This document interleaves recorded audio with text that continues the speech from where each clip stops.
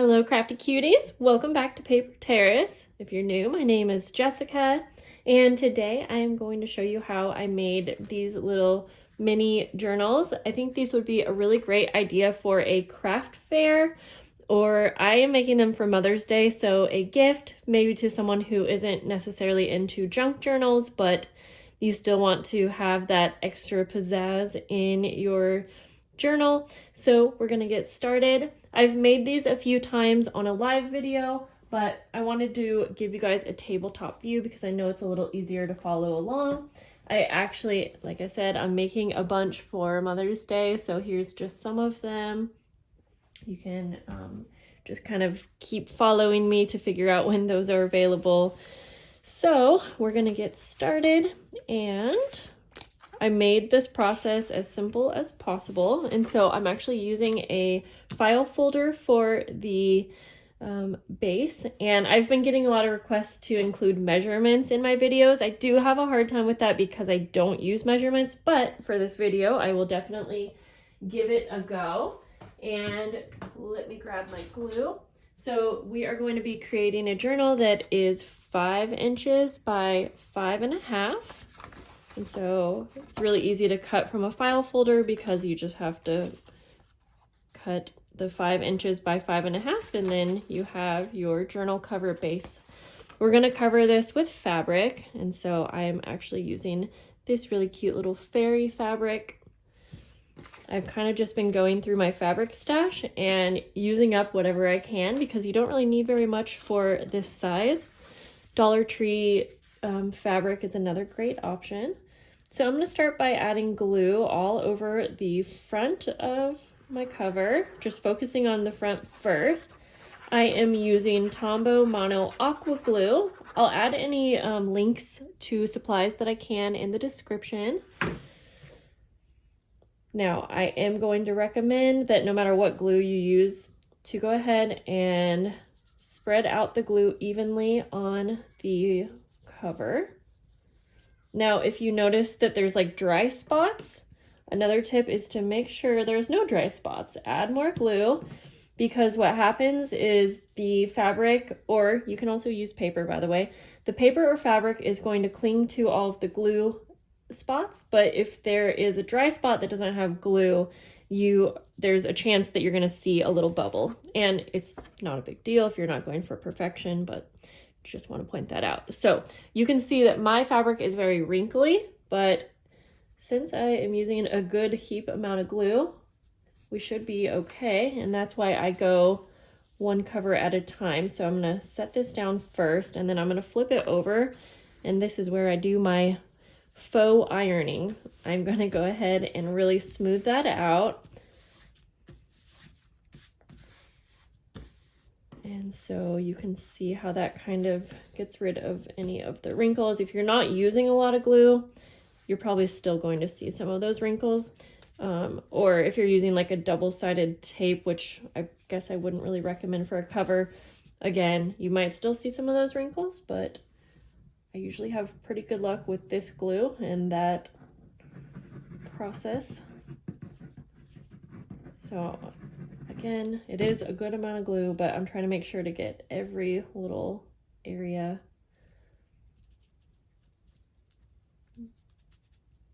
You may notice a little bit of curling with the file folder, but once we have this dry with something heavy on top, that should flatten out. Okay, and once again, now sometimes if your fabric is super wrinkled, you might see a teeny little area that has a small wrinkle, and I don't stress over that.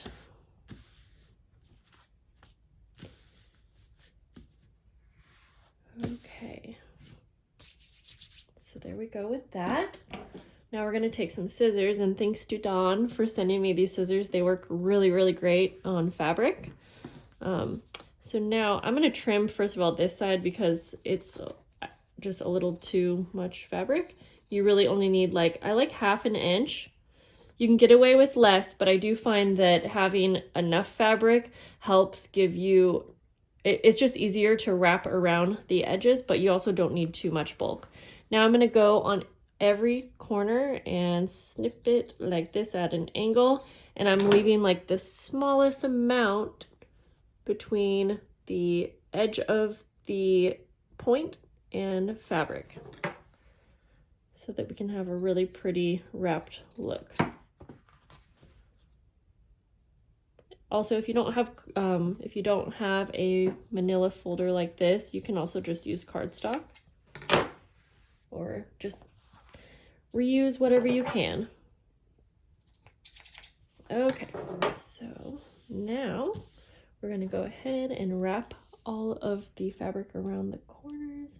So I'm going to go ahead now and just take a bead of glue along the entire outer edge like that. And I'll sometimes spread that out. That's not really necessary, but I'm just doing that so that there's more surface area with glue. Now we're going to take and wrap around the fabric.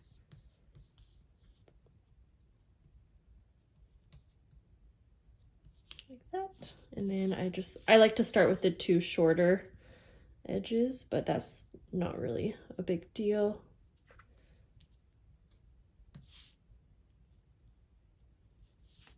Then we'll go ahead to the top and bottom. Now, some fabrics will have a really hard time wrapping around nicely, even with glue. They'll keep popping up. A lot of times I see that happen with like a thicker fabric. If you're having that problem, what I would do, it can be really frustrating too. I would take some little paper clips or clips if you have like binder clips and clip them onto the edge, and then you're gonna have to let it dry for a little bit. So don't be surprised if that happens. It does happen with certain glues. Okay, now we're going to add some little ribbon closures, and I already have some cut, and I like to just add them around the middle. That was a lot of glue, but what I like to do is take that and then fold this in half, and then I'll have the same exact placement on each side. It's just a quick little way to do that. And I just have some really pretty like little chiffon ribbon here. So these are really fun and easy to make into like more of a mass making, like a mass making type journal, which is why I say that they would probably be really good for a craft fair. And then because we're going to be filling the journal with pretty plain papers, they can appeal to a wider audience. Okay, I'm just going to add glue to the inside of my paper. Now remember, this is 5 inches by 5.5, and my paper was about a little less than 5 inches and about 5.25, I guess. So it's just the smallest amount shorter and less wide, but just barely. So I'm going to glue 2 of those down, one on each side. So we have our inside cover, and I'm using some scrapbook paper, a thicker scrapbook paper, and that helps give some stability to our journal cover as well. Okay. If you notice, those don't line up very well, but it's okay because once the front and once the back and once the pages are in there, you're not going to be able to tell. Now, I like to go one step further and add some little pockets. I feel like it's a nice extra touch that doesn't add too much time. So I just glue the 3 sides down, but we are going to be sewing this, at least I am, but you can totally do this entire journal no sew, and the sewing just adds a little bit more detail, but it's still going to be super finished and nice looking without a sewing machine. Okay, so we have pockets now. If you have a double-sided paper, instead of cutting the cover and pocket separately, you can just cut your inside covers a little longer and then fold up. So that is kind of a nice tip to saving a little bit of time there. We'll set that aside and we're gonna get to the papers. So I'll show you what I'm using. I'm still using a variety of papers, but they're not going to be decorated and they're a little bit more plain than normal. I have a piece of marigold paper. No, it's not marigold. Mulberry paper. That's it. I have some craft striped paper.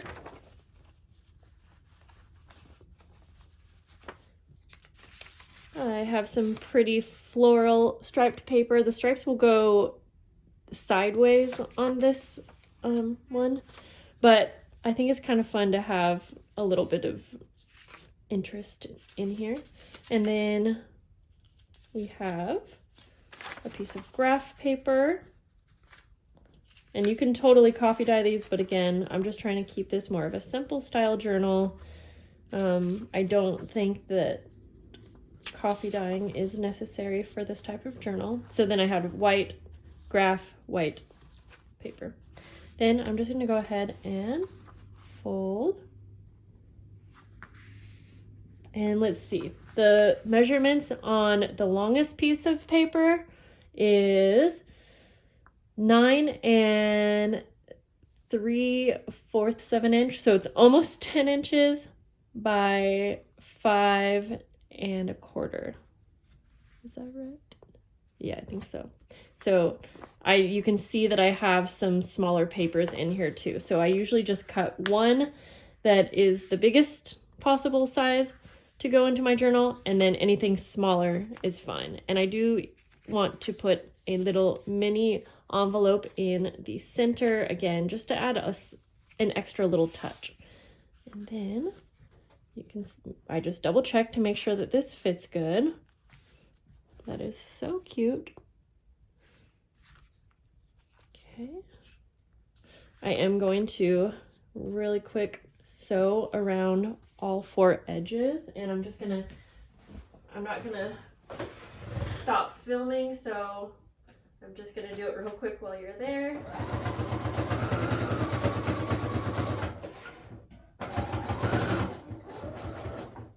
I'm doing a zigzag stitch.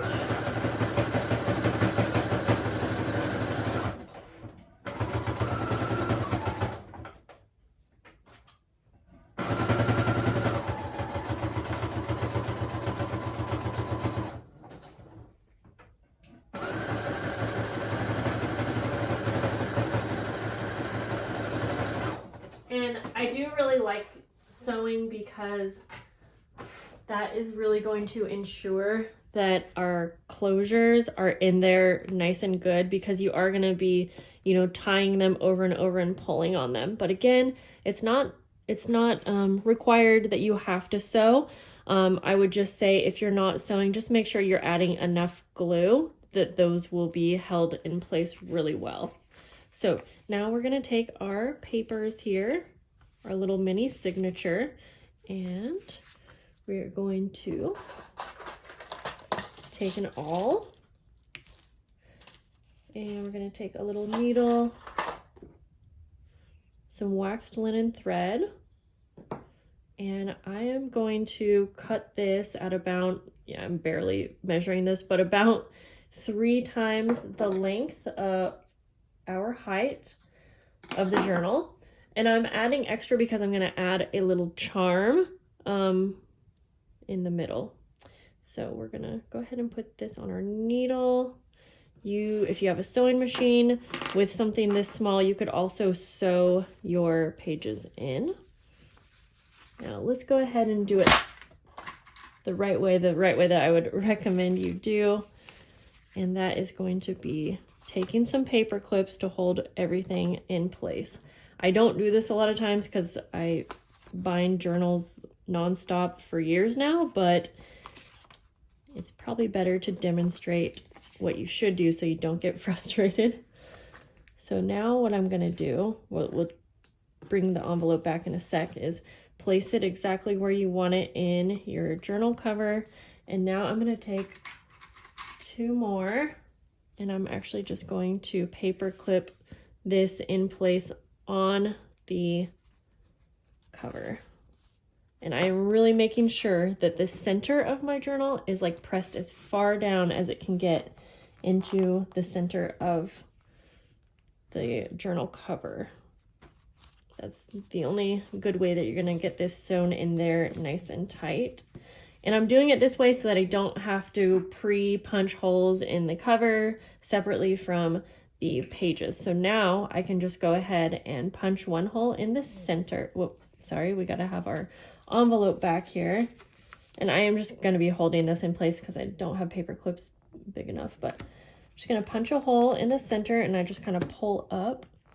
And then I'm gonna punch a hole towards the bottom, about 1/2 inch up from the bottom.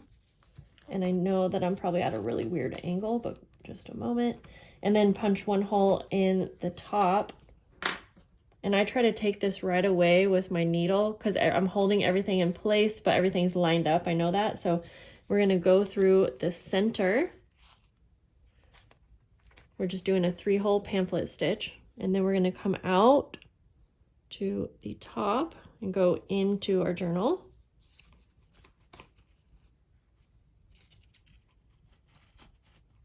And then we're going to go down to the bottom. It's pretty simple usually to bind a little mini journal like this. And then we're going to go back in to the center where we started. And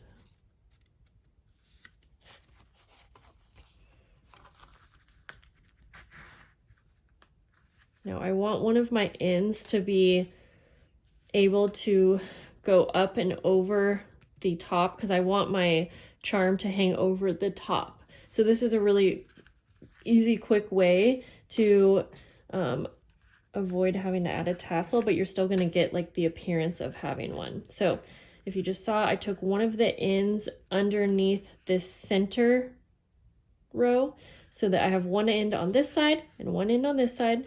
You're gonna pull really tight and tie this up. And I don't even really need to do a double knot. I'm going to clip this one smaller, but you could always have a charm hanging from both of them if you want. I usually just like one. Actually, now that I think about it, 2 would be really cute to hang over the edge, but again, we're just gonna go like this. And actually, I have some little fairy charms, which will be perfect for this. So let me go ahead and see if I can find those. I know I have a whole big bag and I feel like I need to be able to use those up. Okay, we'll look one more spot, and if I can't find them, then, oh, found them.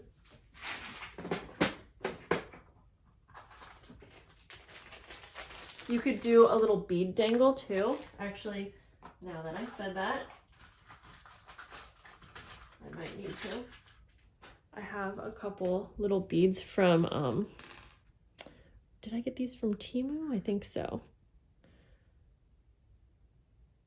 And then if the recipient doesn't want these beads or charm because maybe it gets in the way or anything like that, you know, they can easily just cut this part off. That's what I would recommend, but I think it'd be a really cute little presentation.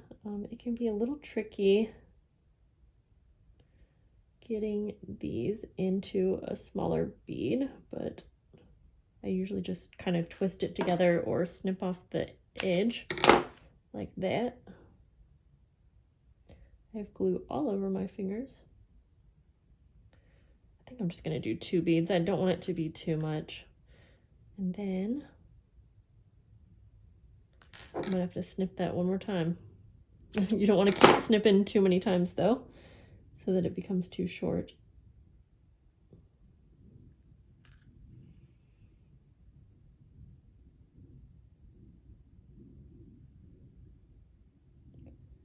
Let's see if I can get that through. There we go.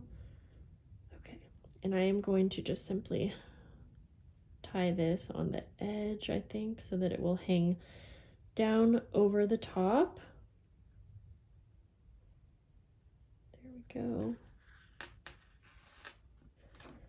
Put these on here.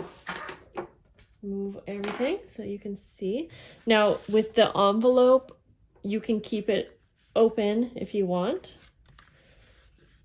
so that you can put things in it this way, or you could glue that shut and then cut a little notch at the top or on the side and have like a little pocket. I think I'm just going to keep it how it is for now. Maybe let the recipient choose, but here we go.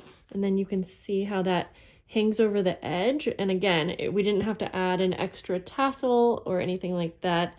It's just part of the binding, and it can be removed if, you know, it needs to. And then if it was long enough, it could also hang down here as well, so that if it's like on a bookcase or something like that, it would hang out. But I really like it hanging over the edge since it gives it kind of that appearance of a tassel. So that's it, guys. I love these little mini journals, and I think they're so cute. You could add lace to the fronts of them if you want. I mean, you could decorate the insides as well, but I think the charm of these is that they don't take too long to make, and they're still just darling. All right, guys, so that's it. I hope you guys enjoyed this tabletop tutorial, and I will see you guys soon. Bye.